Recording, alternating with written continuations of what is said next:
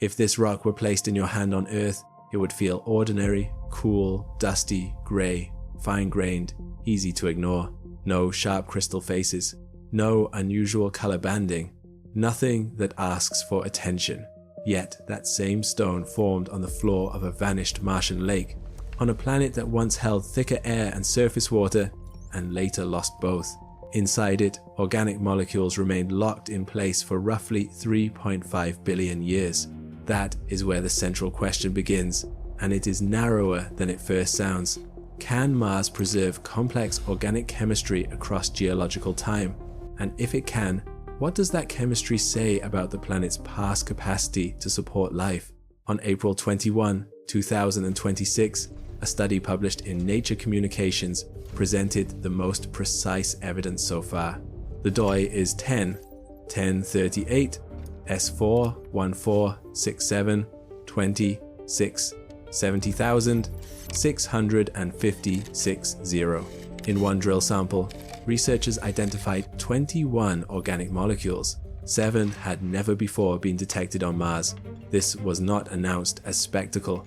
It was submitted, reviewed, tested, and published as measurement.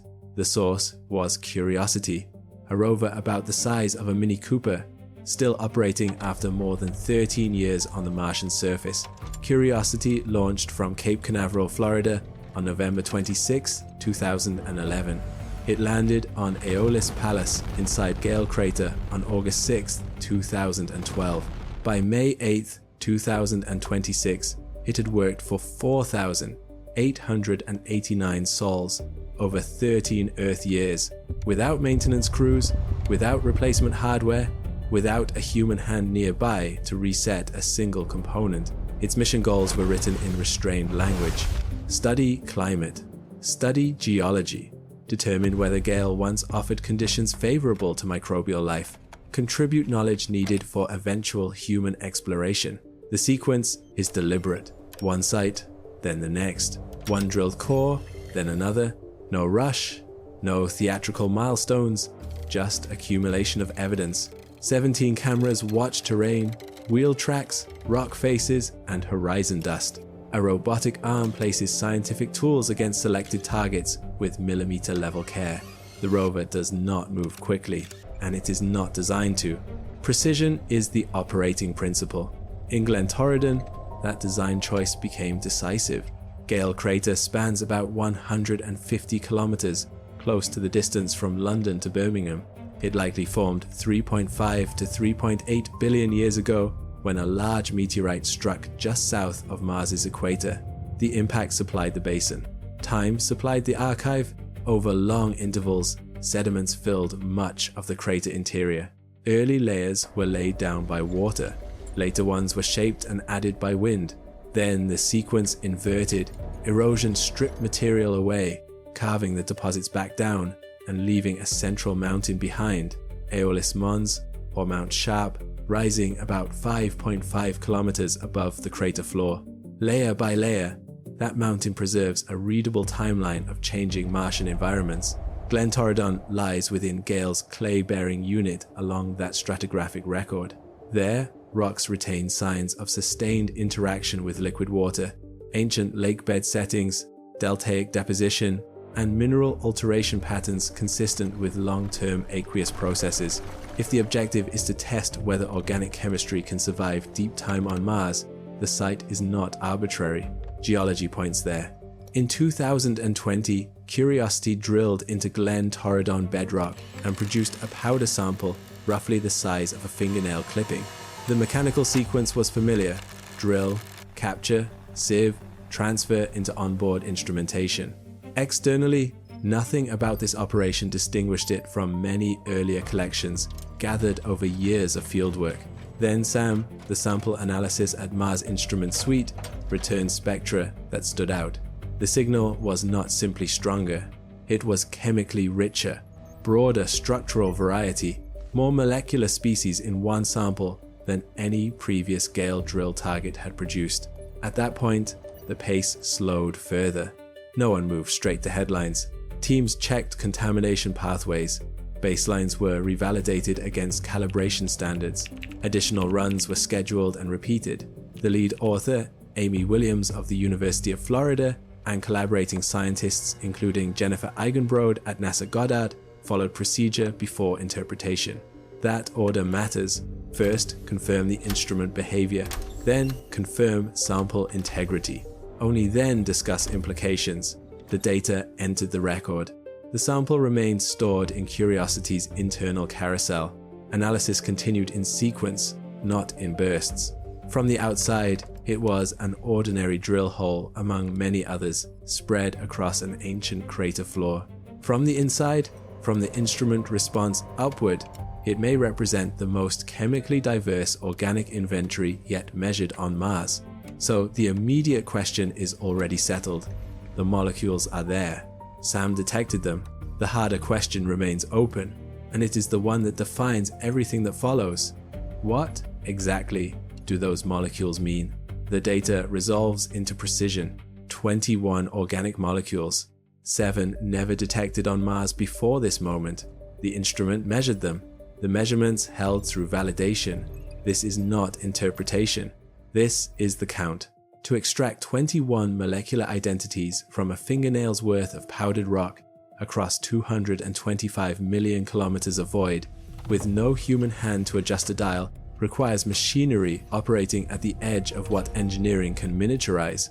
The sample analysis at Mars Instrument is housed within the rover's main body chassis, 40 kilograms.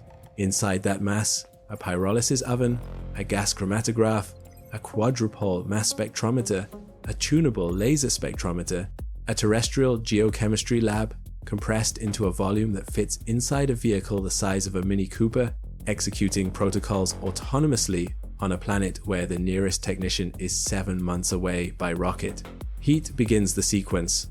Milligrams of drill powder, not grams, milligrams, loaded into a quartz cup. Temperature climbs past 800 degrees Celsius. Organic molecules trapped in mineral lattices break free. They fragment. They vaporize. Separation follows. The gas chromatograph channels volatilized fragments through a narrow column. Molecular weight and chemical affinity determine travel speed. Each molecule exits at a characteristic retention time, a chemical fingerprint as specific as a train schedule. Then, identification. The mass spectrometer ionizes each fragment, measures its mass-to-charge ratio. The resulting spectrum peaks at precise atomic masses, maps to known molecular structures. Benzene produces one pattern, naphthalene another, thiophene, a sulfur-bearing ring, a third. No two molecules yield identical spectra. Every detection survives a gauntlet. Background contamination from Earth origin compounds carried aboard the rover is characterized, then subtracted. Blank runs, heating empty cups, establish instrumental baselines.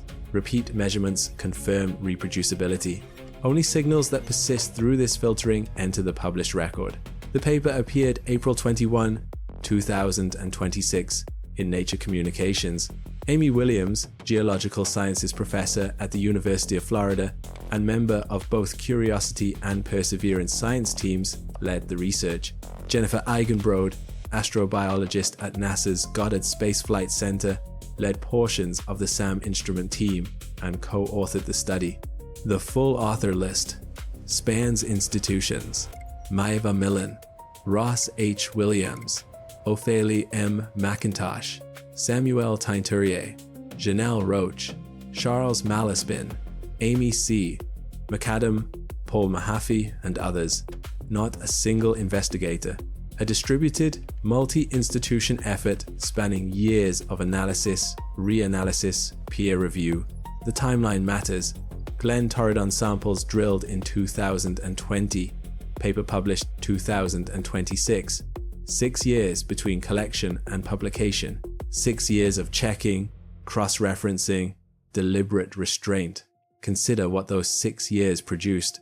Thiophenes, aromatic rings containing sulfur, stable under harsh conditions, found in both biological and geological systems on Earth.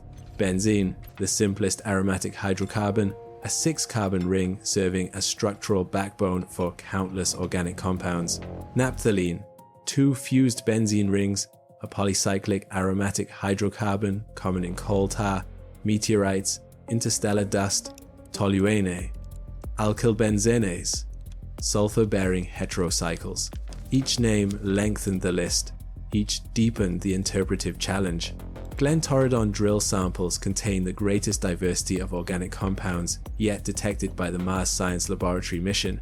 Earlier Curiosity measurements at Yellowknife Bay and the Murray Formation identified simpler sweets, chlorinated hydrocarbons, a handful of sulfur organics. Important, certainly, but narrower in chemical range. Glen Torridon expanded the catalogue by a factor no prior sample approached. Among the 21 molecules, one stands apart, not for abundance, for structural implication. Its molecular architecture resembles a nucleobase precursor. Nucleobases, adenine, thymine, guanine, cytosine, are the informational units of DNA and RNA. They encode instructions governing every living system on Earth. The molecule detected in Glen Torridon is not a nucleobase, not identical to any canonical base, but its carbon-nitrogen ring structure is recognizable. It belongs to the same chemical family. This does not prove biology, does not even favor biology as most likely explanation. What it does is reframe the discovery. Glen Torridon organics are not merely present. They include molecular forms that, on Earth, participate in the chemistry of life. 3 explanations remain plausible. The data does not yet distinguish between them. First, biological production. Ancient microorganisms synthesizing organic compounds in Gale's lake system, molecular remnants entombed in sediment. Second, abiotic geochemical synthesis, volcanic heat, hydrothermal fluids, or mineral surface catalysis generating organics without any living intermediary. Third, meteoritic delivery. Carbonaceous chondrites and interplanetary dust raining organic material onto Mars over billions of years, accumulating in lake bottom clay. All 3 pathways have precedent elsewhere in the solar system. Meteorites found on Earth contain nucleobase analogues. Hydrothermal vents on ocean floors produce thiophenies abiotically. Biology generates all these compounds in abundance. The molecules carry no labels of origin. SAM detects, SAM identifies, SAM cannot attribute. This is the most chemically diverse organic inventory yet measured on another planet. Detection confidence is high. Origin remains undetermined. The team does not overstate. The data says precisely what it says. Complex organic molecules preserved in 3.5 billion-year-old clay, confirmed through repeated measurement. No more, no less. But consider what preservation implies. These molecules have been locked inside Martian bedrock since a time when Earth's oceans barely hosted single-celled life. Mars lost its global magnetic field early, within its first billion years. Atmosphere thinned. Surface pressure dropped below 1% of Earth's. Ultraviolet radiation, unfiltered by any ozone layer, has been sterilizing the top meters of regolith for eons. Galactic cosmic rays penetrate deeper still, breaking molecular bonds, fragmenting carbon chains, oxidizing organic structures into simpler, less informative compounds. Organic molecules are fragile. They degrade, they break apart. Yet here they are, 21 of them, 7 never before seen on Mars, sealed in ancient clay at the bottom of a crater that once held a lake. The question is no longer whether Mars had organics. The question is how Mars kept them. 21 organic molecules, confirmed, preserved across 3.5 billion years, real. The question that defines the discovery remains open. Where did they come from? 3 pathways exist. The data cannot yet separate them. First hypothesis, biological production. Microorganisms metabolizing in an ancient Martian lake, synthesizing organic compounds through cellular chemistry, dying, settling into sediment, molecular remnants locked in clay. Life, then silence. Second, abiotic geochemical synthesis, hydrothermal vents, volcanic outgassing, mineral catalyzed reactions assembling carbon-bearing molecules without biology, chemistry alone, driven by heat and pressure beneath the surface. Third, meteoritic delivery, carbonaceous chondrites and interplanetary dust particles raining organics onto Mars for billions of years, accumulation in lake sediments, no life required, no volcanism necessary, just time and gravity. All three mechanisms produce organic molecules. All three operate elsewhere in the solar system. All three align with what Sam measured in Glen Torridon mudstone. The molecules carry no origin labels. Detection of organics on Mars would be significant under any circumstance. Detection after 3.5 billion years of surface exposure is something else. Consider what Mars became. The planet lost its global magnetic field within the first several hundred million years of its history. Crustal magnetization studies constrain the timeline. Without that shield, the solar wind began stripping the atmosphere. Surface pressure today, 600 pascals, less than 1% of Earth's. No ozone layer filters ultraviolet radiation. Galactic cosmic rays, high energy particles originating outside the solar system, penetrate meters into the regolith. Every chemical bond in every organic molecule near the surface has been under assault for geological epochs. Organics should not survive this. Conventional models predict fragmentation, oxidation, erasure. The Glen Torridon clay held them anyway. Smectite minerals, the dominant clay type in this unit, form exclusively in the presence of liquid water. Their crystal structure consists of layered silicate sheets separated by interlayer spaces measured in nanometers. Organic molecules adsorbed onto these surfaces or trapped between layers gain shielding from radiation. Burial under additional sediment reduced flux further. Compaction limited fluid exchange. The clay did not merely record the lake's existence, it archived the lake's chemistry at the molecular level. Samples collected from shallower, less clay-rich units in Gale Crater yielded simpler organic signatures. The correlation between clay content and organic diversity is not coincidental. It is mechanistic. The clay is the reason the molecule survived. In 2018, Curiosity detected chlorobenzene and dichloroalkanes in the Mojave and Confidence Hills drill targets, the first confirmed organics on Mars. That result established presence.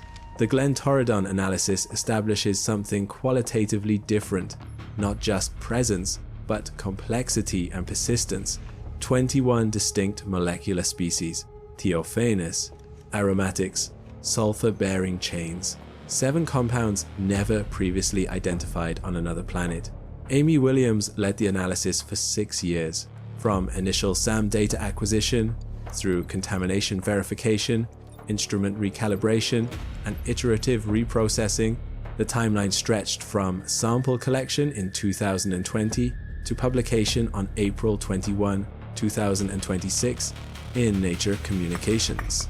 Jennifer Eigenbrode, whose 2018 paper first confirmed Martian organics, co-authored this study from NASA's Goddard Space Flight Center. Neither researcher claimed a biological origin, neither ruled one out. The discipline was absolute. What the team did conclude reframes the habitability question. Liquid water, confirmed at Glen Torridon through mineralogical evidence. Energy sources, plausible via chemical gradients and geothermal input. Organic molecules, now confirmed with unprecedented diversity. Time, billions of years of stable lacustrine conditions before the lake dried. 4 prerequisites for life as understood on Earth. 3 confirmed by direct measurement. The 4th constrained by stratigraphy. Mars met the conditions. Whether anything arose from those conditions remains unanswered. Glen Torridon's clay-rich mudstones formed about 3.5 billion years ago, when Mars still held standing water and active geochemical cycles. In Earth's rock record, the oldest widely accepted microfossils, fine, filament-like traces preserved in Western Australian chert, come from essentially the same span of deep time. 2 planets, never closer than roughly 55 million kilometers, each had liquid water, volcanic energy sources, and carbon-bearing chemistry within the same geological window. On one world, biology emerged and persisted. On the other, the ingredients settled into clay, then remained in place as the environment thinned, cooled, and quieted. That timing match does not count as evidence for life on Mars. It does something more disciplined. It narrows the question. If biology requires a sufficiently long interval of stable aqueous conditions, and if both planets provided that interval during the late Noachian into the early Hesperian, then a lifeless Mars cannot simply be assumed as the default outcome. The data does not permit that shortcut. It leaves an unresolved testable problem, and the new measurements move boundary without crossing it. Origin remains undetermined. The limit appears at level of method. SAM works through pyrolysis, gas chromatography, and mass spectrometry.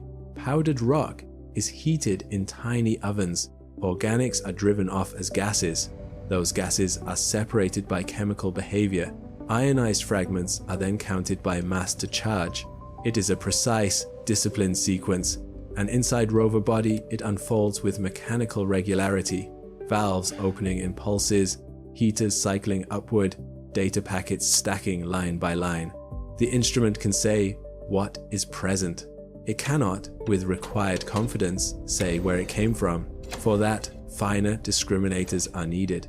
Stable carbon isotope ratios, carbon-13 relative to carbon-12, can, in some contexts, separate biological fractionation from abiotic pathways, but precision margin needed for that distinction is tighter than SAM can consistently deliver in this setting. Chirality is another divide.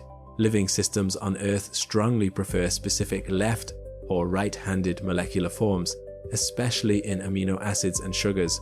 No payload aboard Curiosity can perform that chiral separation, and rigorous cross-checking against terrestrial and meteoritic reference materials requires contamination controls and repeatability standards that mobile rover laboratories cannot provide on an exposed planetary surface.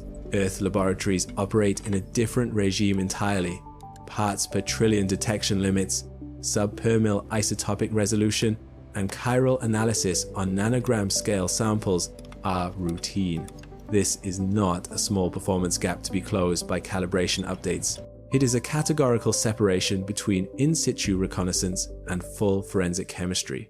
Amy Williams serves on both Curiosity and Perseverance science teams, and that overlap now carries strategic weight. Perseverance is working inside Gale Crater, another ancient lake basin, drilling and caching rock cores in sealed titanium tubes intended for later retrieval. The Mars Sample Return Architecture, Retrieval Lander, Mars Ascent Vehicle, Earth Return Orbiter remains in development. The constraints are real: mass budgets, launch windows, planetary protection, cost profiles, and multi-agency sequencing across NASA and ESA. Even with those constraints, Glen Torridon result sharpens case. Earlier, sample return was justified by broad habitability logic. Mars once had water, so returned material might clarify potential for life. Now rationale is narrower and stronger. Specific molecular targets are known to exist in specific sedimentary contexts. The samples are no longer theoretical candidates. They are identified, characterized, and waiting in rocks that can be reached. Those molecules have already persisted through 3.5 billion years of radiation exposure, oxidizing chemistry, burial, exhumation, and atmospheric loss. Against that timescale, a few more decades of mission engineering is brief, long for programs, short for geology, what is now anchored to direct measurement, not inference. Gale Crater hosted a persistent lake system. Fine-grained clay sediments accumulated there in calm water. Those sediments incorporated chemically diverse organics, thiophenes, aromatic hydrocarbons, sulfur-bearing species, and structures near known biochemical building blocks. The clay matrix then protected that inventory across deep time. Mars therefore reads less like a sterile plain and more like an archive whose pages are weathered but still intact. The record can be sampled. Parts of it can already be read in place, yet the decisive interpretation, biology, prebiotic chemistry, or both, sits beyond rover scale capability. To resolve that final ambiguity, selected cores must travel about 55 million kilometers at minimum transfer distance into laboratories built for the necessary precision. At first glance, Glen Torridon remains visually ordinary: grey rock, fine laminations, dust caught in shallow texture. Nothing about the outcrop announces a chemical library. What changed is not appearance. What changed is inventory and the clear recognition that the last interpretive step cannot be taken on Mars with current tools. So the remaining question has shifted. It is no longer simply whether ancient Mars could have supported life, it is whether the answer, if present, has already been sealed in clay for billions of years, waiting for the moment those samples finally arrive on Earth.